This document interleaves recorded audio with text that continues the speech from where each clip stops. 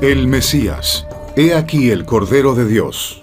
Después del bautismo de Jesús en el río Jordán, los escritores evangélicos describen el poder y la autoridad divina que Jesús manifestó al inicio de su ministerio, su rechazo a Satanás en el desierto, la purificación del templo de Jerusalén y el llamamiento de los 12 apóstoles. Es todo evidencia de que Jesús reconoció y aceptó su llamamiento prometido como el Mesías.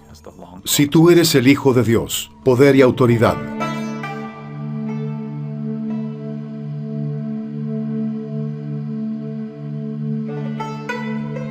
El Monte de los Olivos.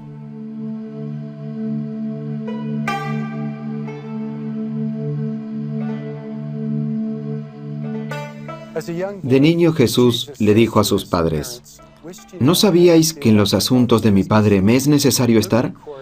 Lucas dice: pero ellos no entendieron las palabras que les habló. Pareciera que los padres de Jesús no captaron plenamente la referencia a su ministerio mortal. La pregunta más importante y profunda es: ¿qué tan consciente estaba Jesús mismo de su misión mesiánica y su naturaleza divina? Muchos académicos han debatido esta pregunta de si Jesús se proclamó a él mismo como el Mesías o si han sido sus seguidores posteriores los que le atribuyen esta divinidad. Actualmente esta pregunta apunta a la raíz misma del cristianismo. Investigación y Biblia. Actualmente un debate muy acalorado entre los eruditos es si el mismo Jesús creía ser el Salvador del mundo o si otros colocaron esas palabras en su boca después de su muerte. Para entender el problema debemos entender por qué hay tal debate. Cuando leemos el Nuevo Testamento es obvio que Él enseñó estas cosas. Juan lo proclama y también vemos a Jesús proclamándolo. Detrás de este debate hay un documento hipotético llamado Q. Algunos académicos notaron que hay copias literales entre los primeros 3 evangelios, Mateo, Marcos y Lucas. Y lo que hicieron fue tomar los 3 evangelios y ver cuál fue el primero, cuál el segundo y cuál el tercero. Y con esto podemos determinar cuál fue la fuente original. Lo que hemos podido ver casi con certeza es que Marcos es la primera fuente. Tomando a Marcos y comparándolo con Mateo y Lucas, vemos 65 versículos que son copias literales entre estos 2 autores evangélicos. Pero entre estos 65 versículos parecería que los 2 autores usaron una sola fuente. Esta fuente es designada por los académicos como Q, de la palabra alemana Quelle, que significa fuente. Se cree que Marcos es el más antiguo de los documentos cristianos. Ahora, cuando usted tiene ese documento y ha hecho esas presunciones, lo que no esté en Q es secundario. Secundario para Jesús, secundario para la cristiandad. Y con esa presunción se pueden hacer muchas más. Por ejemplo, Jesús en el documento Q nunca dijo ser el Mesías, y por eso Él nunca dijo que lo era.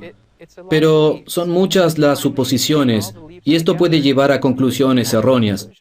Por ejemplo, Jesús no creía que Él era el Mesías. Y realmente se desarrolla este tipo de cambio entre la hermenéutica de la fe y la hermenéutica de la sospecha. Con hermenéutica me refiero a la interpretación. Y esta hermenéutica de sospecha era que debía existir un distanciamiento entre la iglesia y la academia. Tomás de Aquino solía decir que necesitamos de una razón para entender las Escrituras, pero él entendía la razón como el comprender la mente y la voluntad de Dios. Al llegar a la época de las luces, la razón humana es la razón humana, no necesitamos de nada más que nos ayude a razonar. Así que si hago algo que no podamos explicar a través de la razón humana, es algo que debemos desechar, no se debe discutir. David Strauss diría que los milagros no suceden porque no se pueden comprobar a través de la razón humana. Entonces, las suposiciones que uno tiene van a ser un prejuicio a los resultados obtenidos.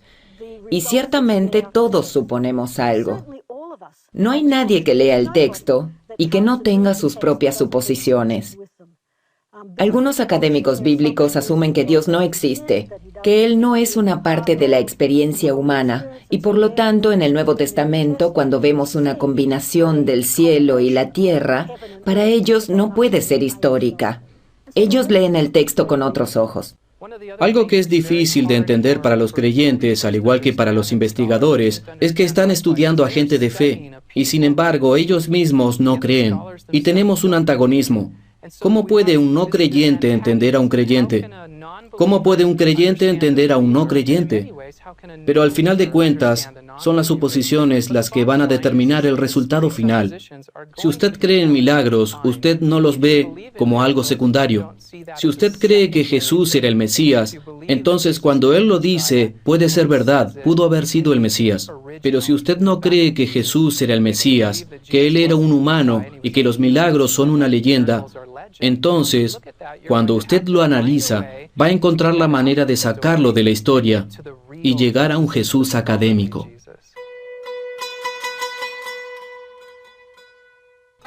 Juan el Bautista.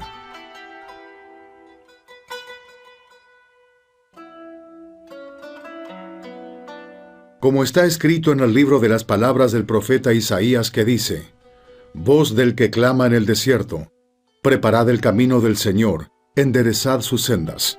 Lucas 3:4.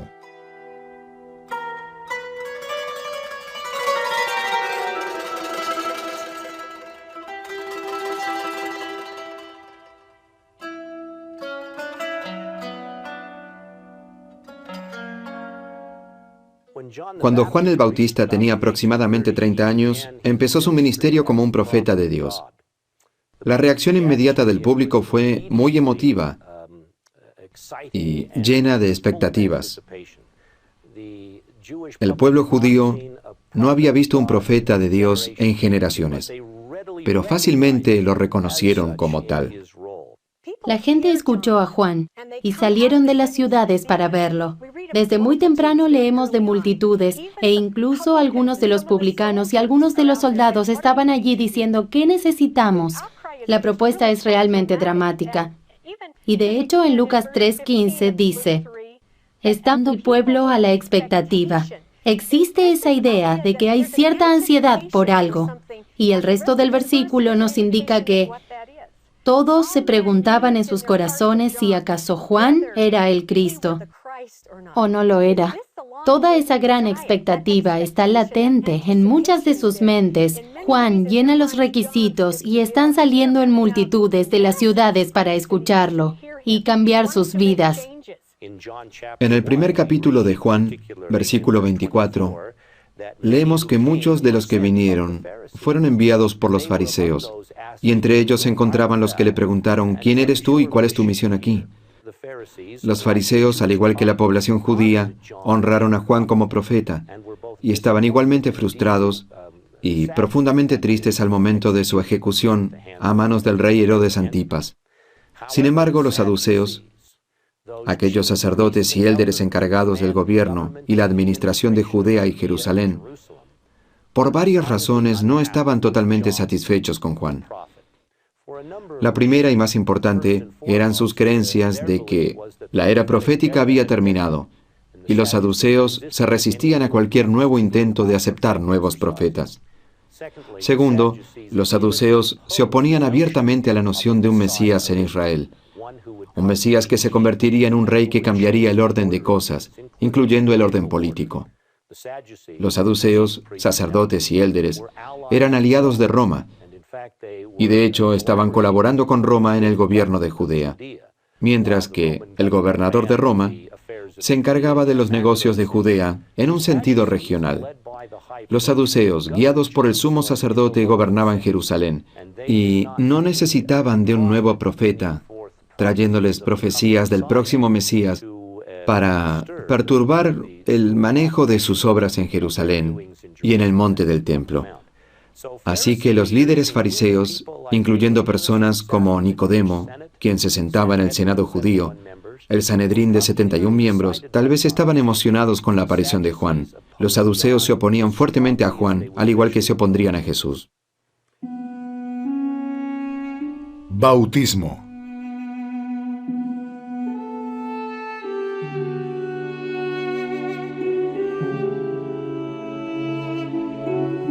Río Jordán.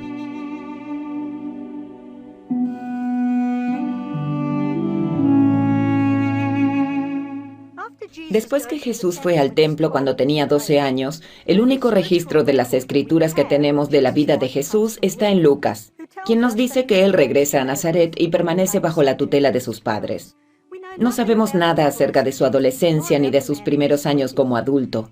De hecho, no es sino hasta el año 15 del reinado de Tiberio César, cuando Jesús tiene unos 30 años, que reaparece en el escenario, como lo narra cada uno de los evangelistas. Y cada uno de ellos sigue a Jesús hasta aquí, al río Jordán, buscando a Juan el Bautista. El primer encuentro que registran las Escrituras entre Juan y Jesús es en el bautismo de Jesús, cuando él llega a la intersección de Betabara, en el Jordán, en busca del Bautista. Juan le dice a Jesús que él no era digno de bautizarlo, pero Jesús le respondió, permítelo, porque así nos conviene cumplir con toda justicia. Jesús reconoce que no necesitaba del bautismo de Juan para el arrepentimiento. No obstante, fue bautizado para cumplir con toda justicia. Creo que un buen lugar en el que el libro de Mormón hace énfasis y la Biblia no, es en lo que realmente significa cumplir con toda justicia. Vemos en 2 Nefi capítulo 31, donde Nefi, habiendo tenido una visión de esta experiencia, reflexiona acerca de este día. Él hace énfasis en qué significa cumplir con toda justicia. Es para mostrarle a los hijos de los hombres que Jesús sería humilde y para mostrarle a su Padre que era obediente. Y así Cristo estuvo dispuesto a someterse al bautismo, reconociendo a Juan el Bautista y reconociéndole a él que no necesitaba ser bautizado, pero lo hará para darnos un ejemplo a nosotros y a su Padre.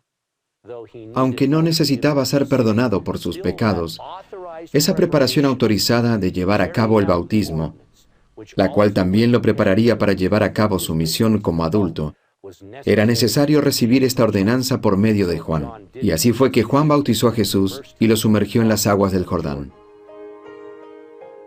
Después del bautismo, Jesús sale de las aguas, los cielos se abren, y ve al Espíritu de Dios que descendía hacia él, en forma de paloma. Y he aquí una voz de los cielos que decía, «Este es mi Hijo amado, en quien me complazco». Algo diferente pasa esta vez y parece ser la confirmación del testigo. Esta vez, la señal de una paloma y el testimonio del Espíritu Santo le da esa profunda certeza a Juan, no solo de que es un hombre extraordinario el que acaba de bautizar, sino que realmente es el Hijo de Dios. No hay duda. Juan sabe exactamente quién es Él. Lo sabe por el testimonio del Espíritu Santo. Es el Hijo de Dios. Él está llevando a cabo su papel como precursor, como Elías. Él y solo Él, preordenando para bautizar al Hijo de Dios. Él sabe lo que ha hecho. En el desierto.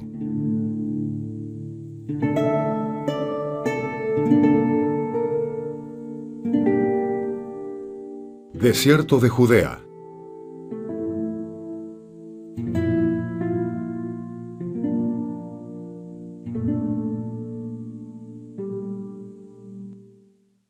No muy lejos de aquí, Jesús fue bautizado. Justo a mi mano derecha está la antigua ciudad de Jericó y un poco más allá el río Jordán, donde creemos que Jesús fue bautizado. El bautismo de Jesús fue un ejemplo extraordinario de la obediencia de los mandamientos y deseos de su Padre. Y pienso que es justo decir que para la mayoría de la gente, piensa que el bautismo de Jesús marca el principio de su ministerio mortal. Y pienso que uno se imaginaría que después de esta demostración de poder y autoridad dada en el bautismo, Jesús inmediatamente iría a Jerusalén y empezaría a predicar y a exhortar en la cima de una montaña o en el templo donde enseñó a menudo. Pero de hecho este no fue el caso. Mucha gente asegura que Jesús fue cerca de la antigua ciudad de Jericó. Este árido desierto se convirtió en un lugar de ayuno y oración para el Salvador. Y al final de los 40 días, también se convirtió en el lugar de la tentación.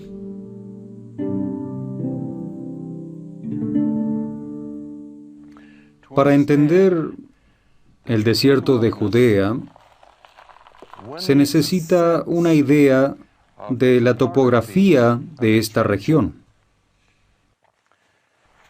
Empecemos con Jerusalén, aquí, al lado oeste del Monte de los Olivos. Hay un camino que discurre alrededor del sur del Monte de los Olivos y llega hasta el Mar Muerto, y es conocido como el Camino de la Sal. Hay otro camino que va por encima del Monte de los Olivos, atravesando el valle de Kidrón.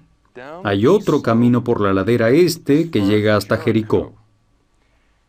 Entre estos dos caminos, al igual que al norte y sur, se encuentra el desierto de Judea. No hay nada plano en esta topografía. Está lleno de colinas que se han desgastado durante miles de años por la lluvia, el viento y demás. Jesús ayuna en el desierto por un periodo de 40 días. Parece que el Espíritu lo ha sostenido durante este periodo, y cuando este periodo finaliza, es cuando Satanás viene a él. Y es allí que él comienza a retar y a tentar a Jesús. Probablemente la palabra tentación también se puede traducir como tribulación. De manera que estas fueron realmente tribulaciones a las que el Salvador fue sometido. No hay duda de que fueron tentaciones, pero esta fue su prueba antes de comenzar su ministerio, las cuales nunca se alejaron por el resto de su vida mientras trataba de cumplir lo que su Padre lo llamó a hacer y a hacer. A medida que Jesús aprendía, gracia por gracia y precepto por precepto, es aquí donde empieza a comprender cuál es su propósito. Cuando ya está por terminar su ayuno, con un hambre devastador, es precisamente en ese momento cuando Satanás lo ataca. Y el diablo le dijo: si eres el Hijo de Dios, di a esta piedra que se convierta en pan. Lucas 4:3.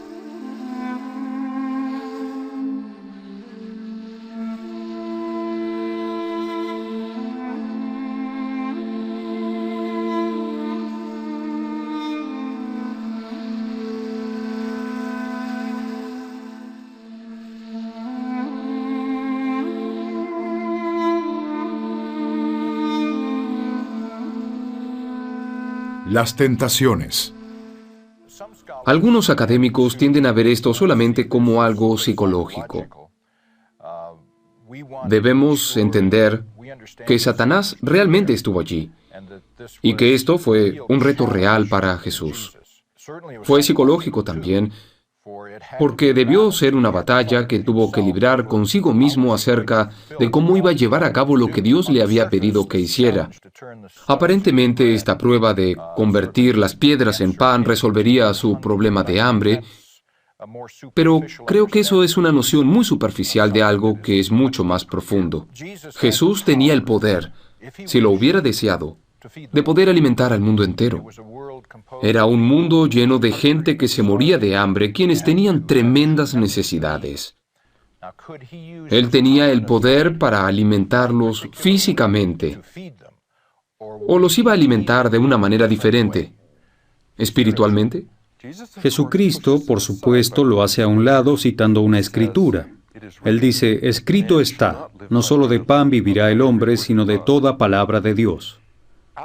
En esta escena nos podemos referir a algunos meses atrás, cuando Juan le dijo a la multitud: y no penséis decir dentro de vosotros mismos: a Abraham tenemos por padre, porque yo os digo que Dios puede levantar hijos a Abraham aún de estas piedras.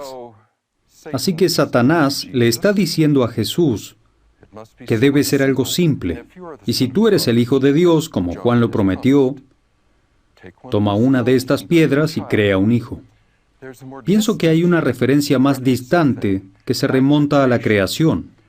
Cuando Jesús, el Hijo de Dios y Creador del polvo de la tierra, crea al hombre a quien llama Adán. Así que lo que Satanás le está diciendo es: si en una ocasión pudiste crear al hombre simplemente del polvo, ¿qué tal si ahora haces pan de una simple piedra? Entonces el diablo lo llevó a la santa ciudad y lo puso sobre el pináculo del templo y le dijo: si eres el Hijo de Dios, échate abajo. Mateo 4, 5, 6.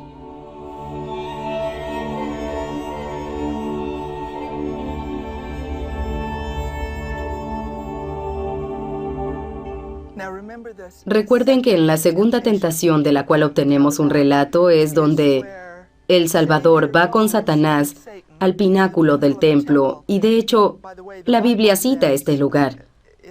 Satanás lo lleva allí. Pero yo no creo que Satanás lleve al Salvador a ningún lado. Y en ese momento ellos están juntos, y Satanás le dice al Salvador: lánzate de aquí. Tú puedes llamar legiones de ángeles para que te ayuden, para que ni siquiera tus pies se tropiecen con las piedras. Y de nuevo nos encontramos ahí mirando estas piedras en todas las direcciones y diciendo: ¿qué lugar tan apropiado para un desafío como este? Pero de nuevo, en lo que Satanás está pulsando es en el poder. Respondiendo Jesús le dijo: dicho está, no tentarás al Señor tu Dios. Resistir la tentación de saltar es realmente un acto de respeto por su padre. Su padre no tendría que hacer ningún acto inusual para rescatar a su hijo, es decir, a su hijo que se había decidido a saltar y arrojarse al vacío. Pero creo que también fue un punto para dejarle claro a Satanás: yo soy tu Dios. No deberías tentarme, y para mí, creo que esta es una dimensión que en ocasiones se pierde. Porque Jesús es la segunda persona encarnada de la deidad. Pero también está implícito en mi mente que Satanás debería postrarse y adorar a su Dios, el Salvador. Y le llevó el diablo a un alto monte y le mostró todos los reinos de la tierra. Y le dijo el diablo a Jesús: a ti te daré toda esta potestad. Si tú postrado me adorares, todos serán tuyos. Lucas 4, 5, 7.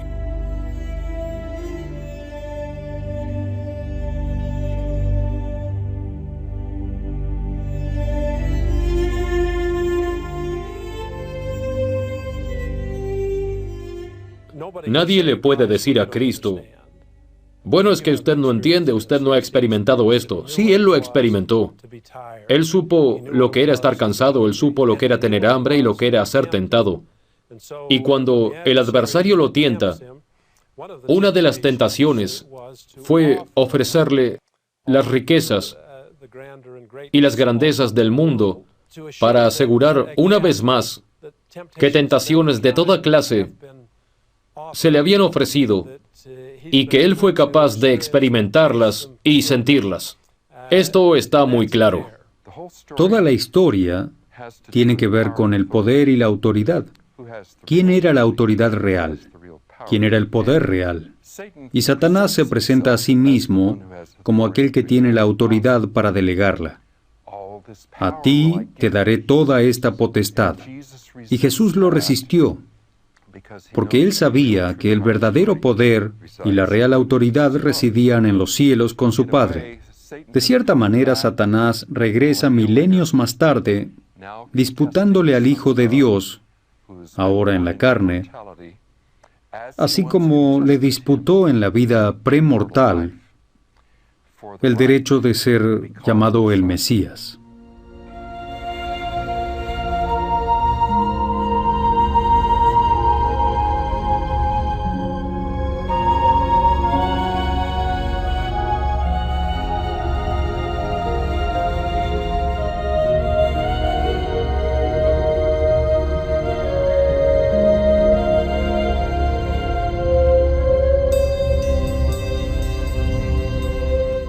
Jesús comienza su ministerio.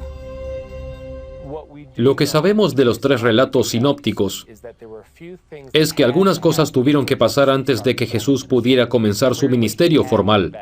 Claramente era necesario que se bautizara.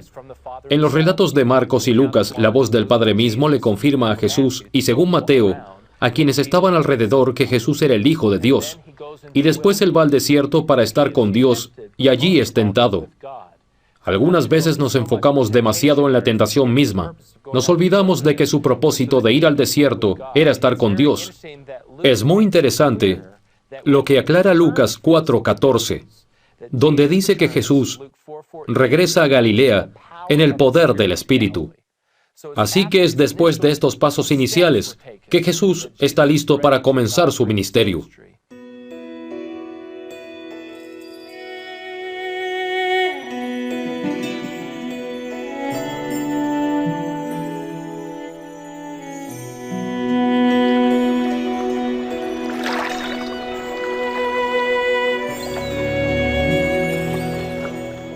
Mar de Galilea. Pienso que fue bastante difícil para él dejar el mar de Galilea, área de Galilea que él amaba, y como las Escrituras lo dicen, él fijó su rostro hacia Jerusalén. Casi como un acto valeroso, él tuvo que esforzarse para ir a Jerusalén. Creo que cuanto más tiempo se esté aquí, uno aprecia mejor lo que él amó. Realmente creo que esta era su amada Galilea, y que dejó su tierra natal. Para mí es casi como el sentimiento de alguien que deja su vecindario. Cuando usted regresa, hay sentimientos que también vuelven, y pienso que eso le pasó a Jesús cuando regresó a Galilea. Su familia estaba allí, y él amaba a su familia con una profundidad que probablemente no podemos entender. Y a medida que caminaba por las aldeas, me lo puedo imaginar saludando al zapatero o saludando al vendedor de agua, y siempre preocupado por ellos. Y la tragedia, lo irónico de esto es que llegó el momento en que no le correspondieron. Lucas escribe, y vino a Nazaret donde se había criado, y conforme a su costumbre, el día de reposo él entró en la sinagoga y se levantó a leer. Todos sabemos que el rabino le entregó una copia del libro de Isaías, y Jesús lo abrió y empezó a leer el pasaje. El Espíritu del Señor está sobre mí, por cuanto me ha ungido para dar buenas nuevas a los pobres. Me ha enviado a sanar a los quebrantados de corazón. Esto, en mi opinión, se convierte en la gran ocasión en que Jesús le anuncia a sus amigos, vecinos y a la gente que lo conocía quién era Él, y los hace testigos a todos ellos. Todo esto es sorprendente para ellos. Han estado escuchando que Él ha hecho milagros en todas partes, en Capernaum y demás, y a ellos les gustaría verlo. Pero Jesús se rehusó porque ellos no venían a Él con fe. Y entonces Él les recuerda que durante los días de Elías fue sencillamente una viuda, una gentil, la que recibió la atención de Dios. Y no fue la gente escogida. Y la respuesta a esto es interesante, porque los feligreses se levantan para tomarla y lanzarla al abismo. Fundamentalmente, yo creo que es porque Él le está ofreciendo la salvación a la gente equivocada. Estos son los amigos con los que creció, los que lo querían, lo amaban y lo honoraban. Y cuando pienso en esto, pienso en Jacobo, en el libro del Mormón, hablando de los judíos contemporáneos a Cristo y cómo buscaban las cosas que no podían entender, y en su búsqueda, por los misterios que allí estaban, ellos miraron más allá de la señal, pasando por alto a Cristo, negando a Cristo, y en el caso de esta pequeña sinagoga, rechazándolo, al punto de darle muerte o tratar de matarlo. A medida que llevaban al Salvador para cometer este horrendo acto, Él simplemente se confunde entre la multitud. Ellos están tan distraídos con todo lo que está sucediendo que no lo ven alejarse. Obviamente Jesús sabía lo que estaba haciendo, al igual que nuestro Padre Celestial. No era el momento para que lo asesinaran. Ese momento ya vendría. Él inmediatamente sale a Capernaum, no muy lejos de allí, donde realiza un gran número de milagros, mostrando su poder divino como Redentor, que viene a cumplir las mismas cosas de las cuales Isaías habló y que Jesús repitió en la sinagoga, donde muestra que de hecho Él ha venido a realizar esos milagros. Y en el siguiente día de reposo, Lo encontramos en la sinagoga, donde hay un hombre afligido por un demonio, el cual Jesús procede a arrojar, mostrando su poder. Lo que es interesante para mí es que Jesús escogió la sinagoga para anunciarse a Él mismo, para anunciar su autoridad. Igualmente, Él escogió la institución de la sinagoga para mostrar su poder. Es interesante que Él escogió la sinagoga para esta clase de actos. Un lugar de devoción, un lugar de adoración, un lugar de lectura de escrituras, un lugar de aprendizaje. Este es el lugar que Jesús escoge para anunciarse. Y, en mi opinión, la distancia entre las instituciones de la sinagoga, que él apoya, y la institución de la iglesia, que él pronto organizaría, es mínima. Esta es una respuesta al desafío del diablo. La purificación del templo. Y comenzó a echar fuera a los que vendían y compraban en el templo, y volcó las mesas de los cambistas. Marcos 11:15.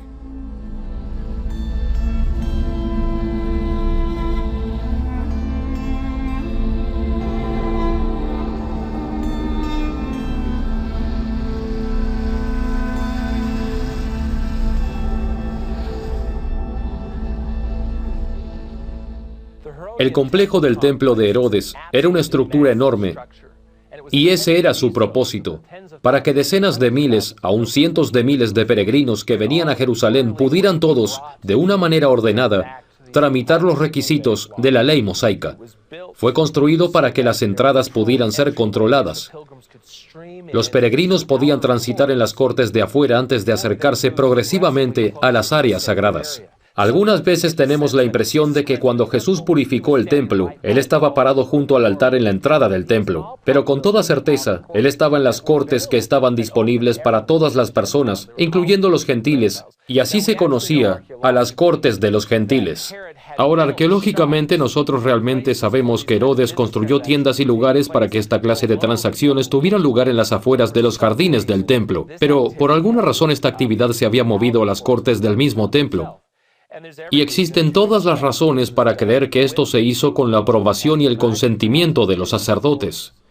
En esta época, administrar el templo era un gran negocio y las jerarquías sacerdotales que controlaban los templos, como el de Jerusalén, ganaban dinero con todo esto. Y si la gente estaba intercambiando dinero, que era algo que se tenía que hacer, eso era un mal necesario. El dinero pagano se tenía que cambiar por el shekel, la moneda usada en el templo. Si la gente estaba intercambiando dinero en los jardines y si estaba comprando y vendiendo los animales para los sacrificios, lo hacían por lo menos con la aprobación tácita de los sacerdotes. Así que cuando Jesús entró en los jardines del templo en actitud de peregrinaje y vio lo que estaba pasando, hay razones para asumir que su furia era contra los administradores y las personas que hacían los negocios. De hecho, hay una muestra de esto en Marcos 11, versículo 17. Esta es su famosa frase. Después de volcar las cosas dejando libre a los animales, Él dice, les enseño diciendo, ¿no está escrito? Mi casa de oración será llamada para todas las naciones, pero vosotros las habéis hecho cueva de ladrones. Por un lado, esto es tal vez un eco de Jeremías 7:11, donde se profetizó que la casa del Señor se convertiría en una cueva de ladrones. Pero en griego, la palabra ladrones es una forma del sujeto lestes, que quiere decir bandido y que también puede significar insurgente o usurpador, o tal vez rebelde. Y casi tenemos la sensación de que Jesús ve el templo como el escondite o lugar de operación de las personas que no tienen la autoridad de vida. Y existen todas las razones para creer que los líderes sacerdotales ameritan este trato. Aun cuando todos eran sacerdotes de la casa de Aarón, por generaciones no había habido un sumo sacerdote legítimo. Y esto no es solamente para comprar y vender animales y cambiar dinero, sino también sobre su autoridad para administrar el templo como a ellos les parecía. Y hasta cierto punto no todos ellos eran egoístas. Este era el último vestigio de la autonomía judía. El gobierno romano permitía al Sanedrín, específicamente bajo el sumo sacerdote, el administrar los negocios de Judea. Pero en el templo mismo, este era su último refugio de independencia nacional y cultural. El hecho de que Jesús viniera y cuestionara su autoridad lo debieron percibir como una amenaza para ellos, aunque pensaban que estaban haciendo lo que podían hacer para protegerlo. Ven, seguidme.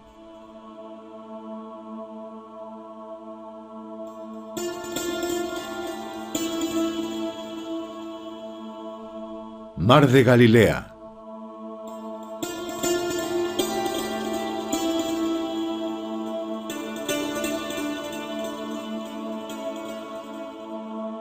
Galilea. A lo largo de estas costas, al norte de aquí, Jesús llamó a Simón Pedro y a su hermano Andrés y a sus compañeros Santiago y Juan. ¿Cómo respondieron ellos? El texto dice, al instante, dejando sus redes, le siguieron. El relato continúa. Jesús recorría toda Galilea enseñando en las sinagogas y predicando el Evangelio del reino y sanando toda enfermedad y toda dolencia en el pueblo. Cientos, aún miles de personas buscaban a este humilde pero maravilloso maestro de Nazaret, que sanaba enfermos, le devolvía la vista a los ciegos y cuyas enseñanzas maravillaban al sabio e inspiraban al humilde de corazón. Pero Jesús no estaba interesado simplemente en obtener seguidores. Está bastante claro que este hombre, el Cordero de Dios, posee no solamente el poder de sanar al enfermo, sino la autoridad para bautizar con fuego y con el Espíritu Santo y la misión de establecer el reino de Dios en la tierra. Tratar de armonizar los relatos de los evangelios de cuando los discípulos fueron llamados es un ejercicio frustrante. En el Evangelio de Juan, en su primer capítulo, él comienza a congregar pequeños grupos de seguidores. Pero luego en los sinópticos, usted encuentra a las mismas personas pescando y haciendo sus tareas normales, y él los invita a seguirlo. A menudo tengo el sentimiento de que estas personas ya lo conocían.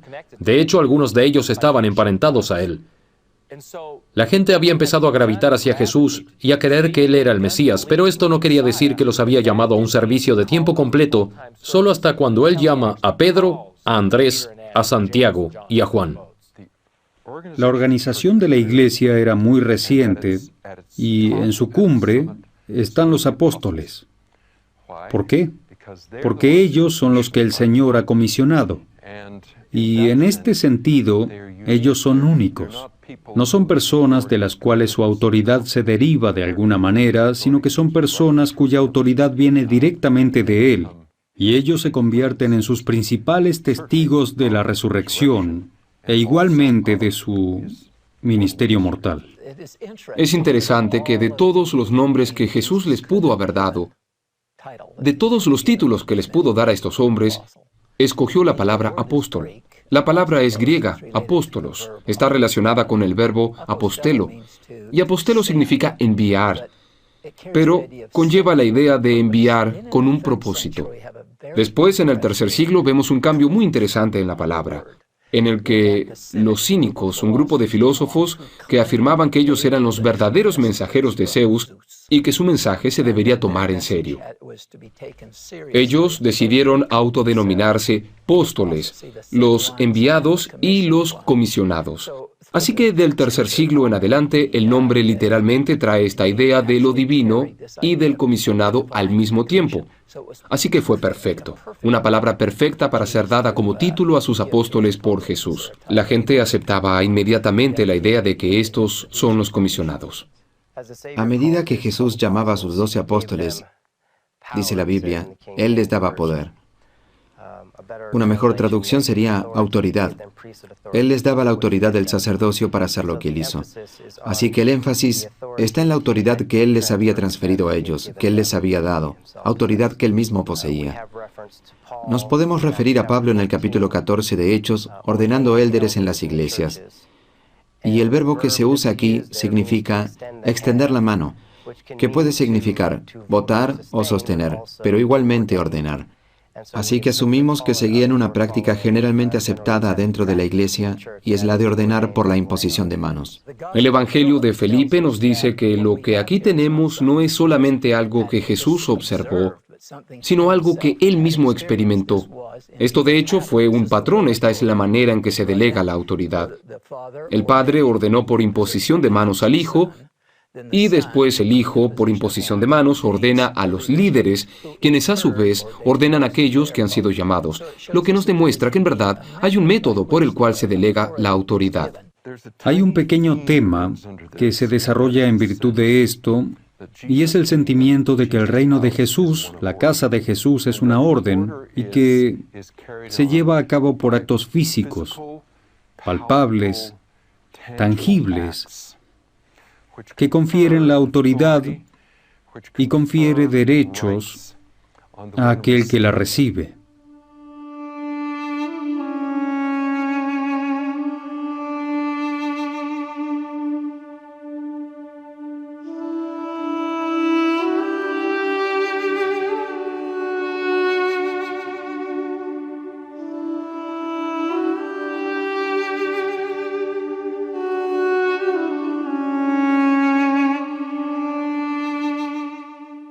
Lucas nos da el primer relato detallado del llamamiento de los primeros 4.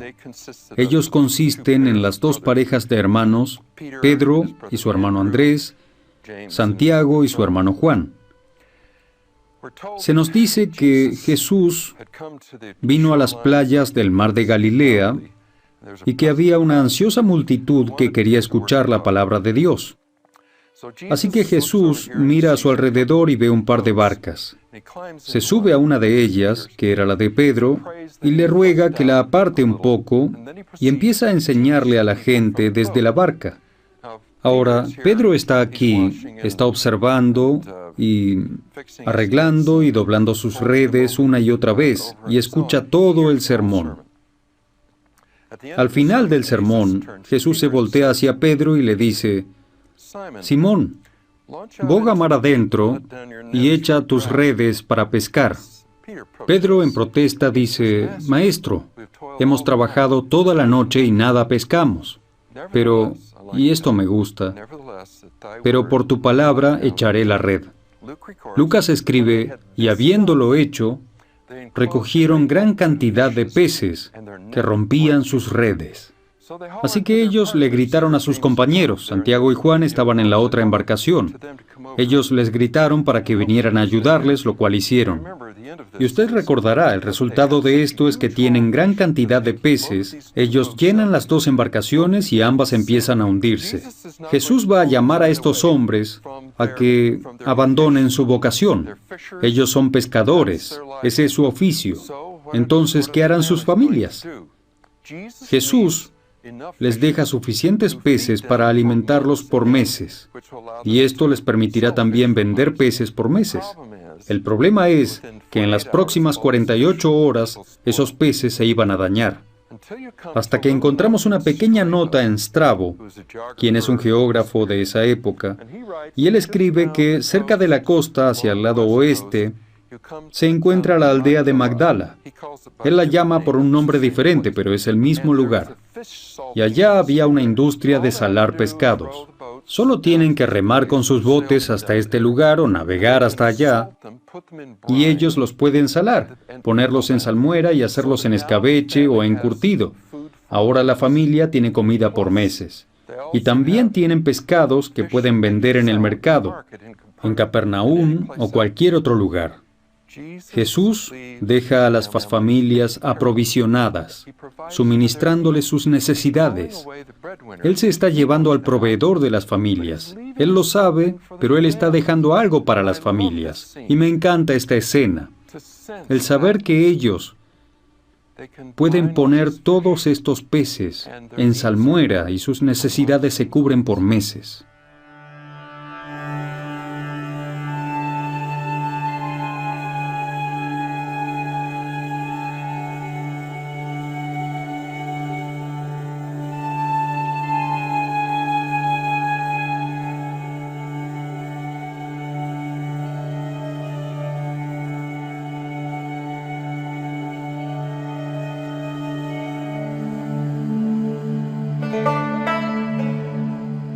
Ellos entonces, dejando al instante las redes, le siguieron. Mateo 4:20.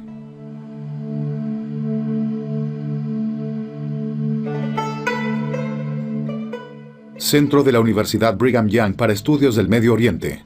Lo que los líderes locales de la época de Jesucristo fallaron en aceptar o entender es que este predicador y sanador de la remota tierra del norte de Palestina es el mismo Mesías que ellos esperaban con tanta anticipación.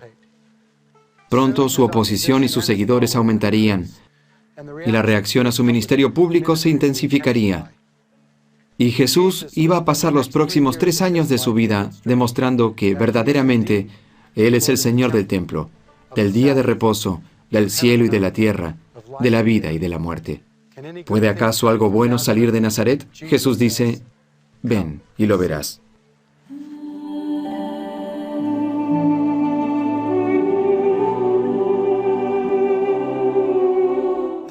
El bautismo de Cristo marca el comienzo de un extraordinario ministerio.